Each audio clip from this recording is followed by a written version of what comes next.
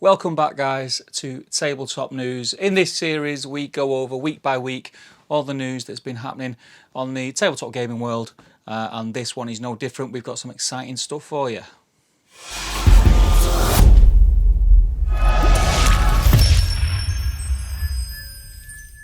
So what started off as a pretty quiet week news-wise, we literally got to last night and me and Jay were talking and thinking that we wasn't going to have anything to talk about in this episode this week, but fear not, plenty happened in the last, say, 24 hours, and there was a few little things worth talking about from previous on in the week. Now, before I do go any further, if it's your first time watching the channel, do click the subscribe button, click the bell, and if you're feeling generous and you like what you see, give us a thumbs up. It really does help us. And don't forget, if you click the bell, you'll be notified every time we release one of our videos. As well as producing lots of tabletop gaming content here at Top Table, we do like to give a little bit back to you guys, and this week is no different. The prizes are coming thick and fast at the moment. We gave away an Indomitus box last week, and from one of the announcements this week, we are going to be giving away one of the new EOMER plastic models from Games Workshop, but listen out towards the end of the video to find out how to win EOMER.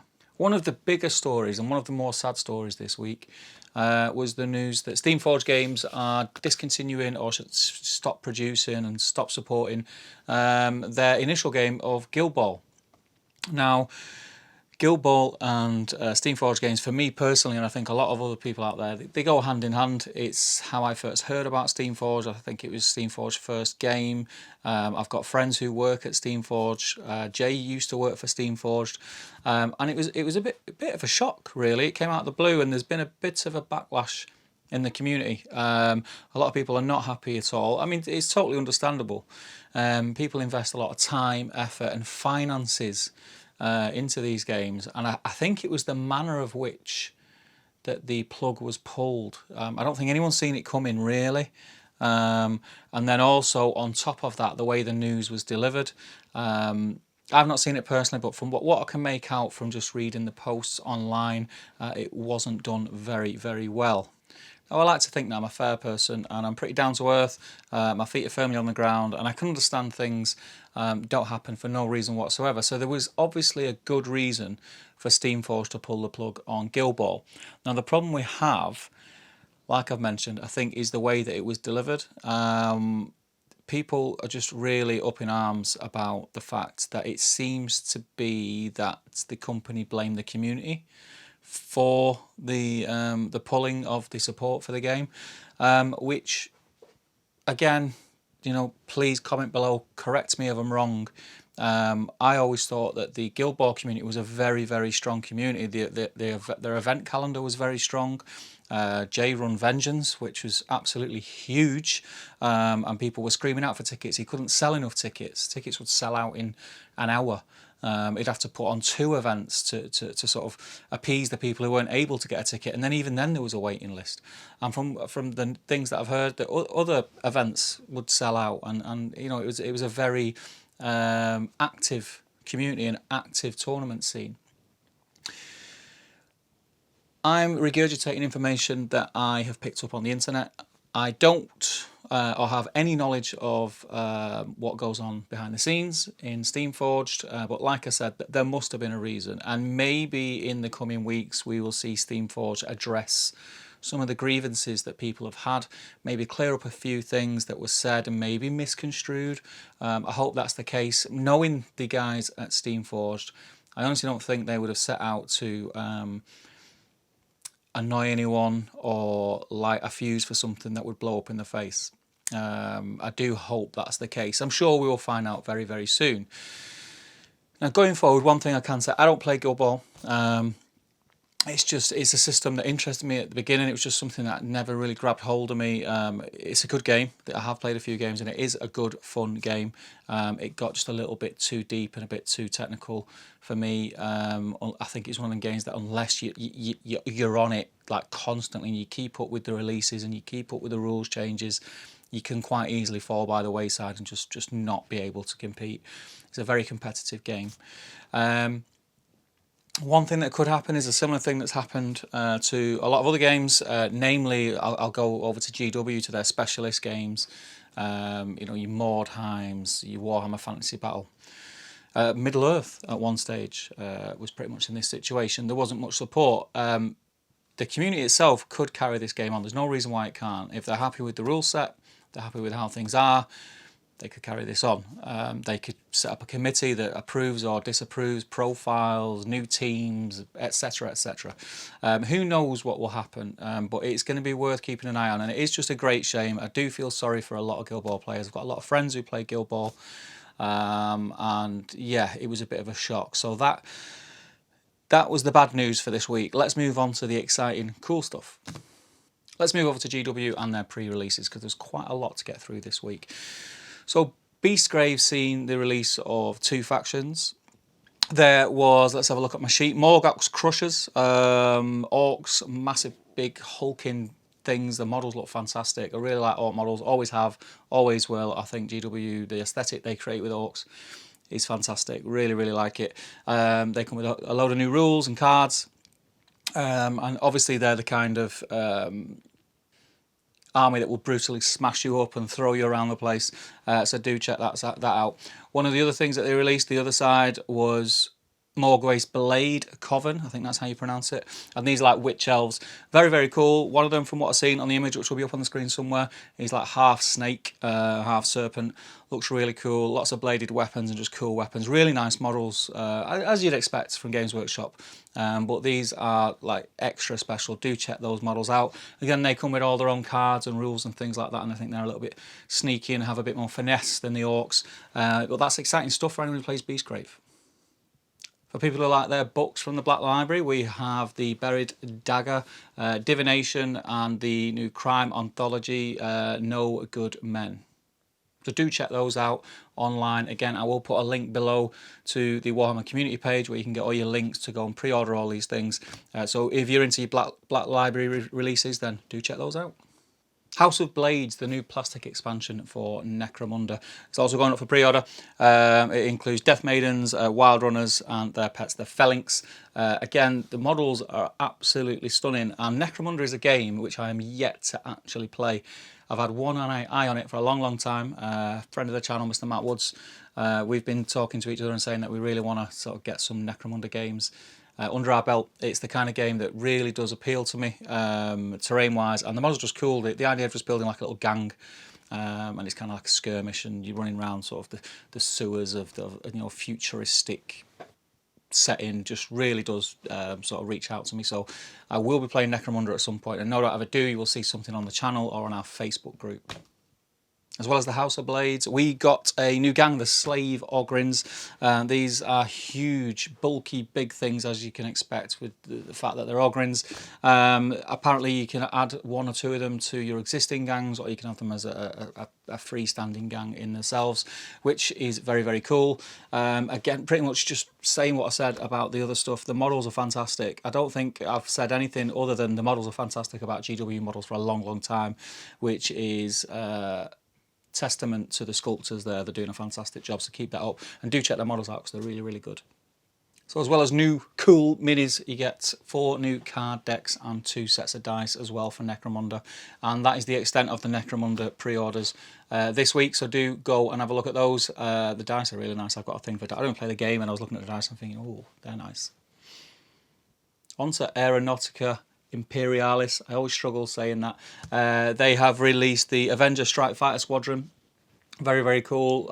Smaller type planes, but you don't need to be big when you have a Gatling gun hanging off the bottom of your chassis. So do check those out. Those are very, very cool. And do let me know, because it is another game that I'm interested in. Do you play this game? And if you do, please comment below. Let me know how you would sort of recommend for a new player just to get in and dip a toe in without going in too deep financially, because I'd be interested into trying this game out. Another one of the specialist games pre-releases is Blood Bowl, and they have now got Snotlings. Now apparently Snotlings are very slow, very weak, not very good at anything. There's just a lot of them, and they bring big machines to the pitch, and they look very, very cool. I know there'll be some people who will be very excited about Snotlings being in Blood Bowl in this release. Alongside that is new cards, new dice, and a pitch. So that's looking pretty cool. On to the juicy stuff, the bit that I've been waiting for so long.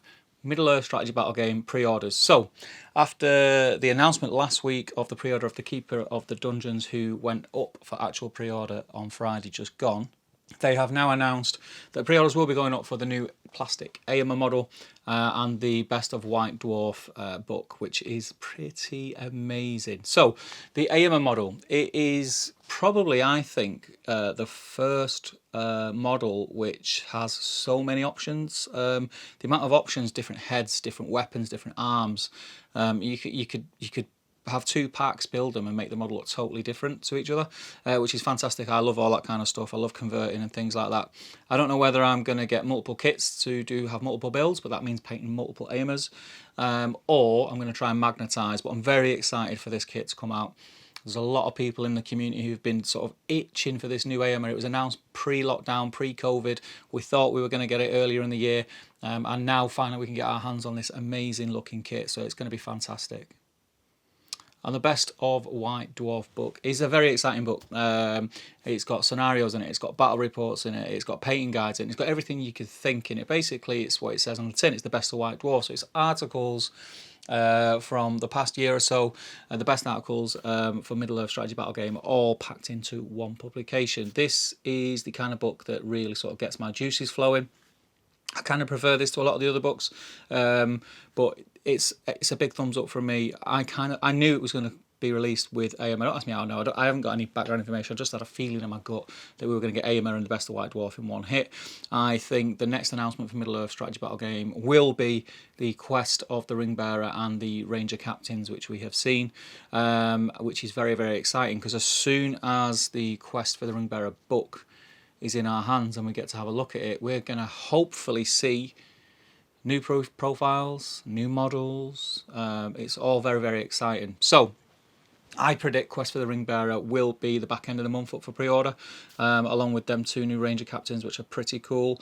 And I think we're going to get a spate of Middle-earth releases, maybe, I don't know, once every 2 weeks or so, of Middle-earth releases. That's what I hope for anyway, just for a month or so, because I'm really hoping we get more new models to go alongside Quest for the Ringbearer, which I think we will. It's exciting times. As a major Middle-earth player, this has been something, along with a lot of you guys as well, that we've been waiting for, and now we can finally get a hold of it and smell it and flick through it and build our EOMERs and do everything we need to do. So, before we get onto the competition and how you can win yourself one of the new plastic EOMERs, what I would like to say is, if you are going to buy yourself a new plastic EOMER, please do check out the Battle Streams in Middle-earth streams, which we do, which are currently being hosted on the Great British Hobbit League podcast YouTube channel, soon to be on its own standalone YouTube channel, because we will be doing a paint along and a build along for EOMER over there, so do check that out. If you're struggling to find it with any of the links, I'll put a link below in the description. And secondly, the competition, what most of you are going to be watching to this point for. Right, okay, so I've filmed this and I've edited this video. At some point editing this video, I have inserted an image of the old EOMER on foot sculpt. Not the image that I showed when I started talking about EOMER of the new sculpt. I have inserted somewhere on this video, so if you've not spotted it now, you're going to have to watch it back through. Tell me the timestamps, so tell me the minute and seconds that you see the EOMER, metal EOMER on foot, the old original EOMER sculpt. You need to email your answers to toptablewargaming@gmail.com. Put your subject as EOMER, and you don't have to write anything unless your email address is one of those odd emails. Just put your name and put the timestamp of when you've seen the EOMER, and we'll pull out of a hat, and then whoever wins, I'll announce it on the next news. If we can't find you on Facebook or anything like that, we'll email you back on the email that you sent to us, and you'll be the winner of the new plastic EOMER, which is fantastic. So guys, that is it for this week. Please do check out the Facebook group, Top Table Gaming Community on Facebook. It's amazing, and it's growing daily at the moment, which is fantastic. It's a great place just to hang out. It doesn't matter whether you're playing Middle Earth, 40k, Guildball, whatever game you're playing. Even if you're not playing games, you might be a D&D, or you might just be into Black Library, you might just be into painting, you might just be into hobbying and building. It's a great place to hang out, share your work, and just chat with loads of like-minded, cool people. It's one of the best on Facebook, in my opinion. Obviously, I'm biased, so you need to go and check it out yourself so you can make your own mind up. We also have other links, ways that you can support the channel. We have a Patreon. We're on Twitter, we're on Instagram and things like that. So do check us out. Guys, it's been fantastic. I'm now going to rush off and watch the United match, and I will see you guys probably on Wednesday. We have a couple of videos being released, hopefully in the next few days, so keep an eye out for those. And Jay will be back next week to announce the winner of EOMER and bring you all the news from the tabletop gaming world. Guys, keep washing your hands, stay safe, and we'll see you all soon. Take care.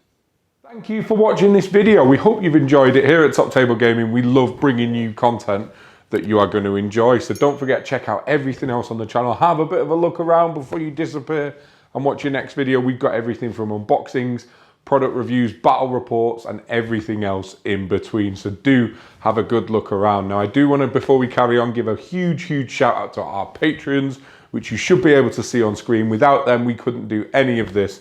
They help us fund the lights, the kits, the studio, and everything that is helping us create content and push forward for you as a channel. We don't hide the content behind a paywall, but we do have benefits such as free dice and free t-shirts for our patrons as a way of us giving back, as well as regular giveaways. So if that sounds good to you, do go and check out the Patreon page, link in the description below. And before you guys head out, make sure you head over to the Top Table Gaming community on Facebook. We've got over 1,500 members now, and it is such an excellent community that you should totally be a part of.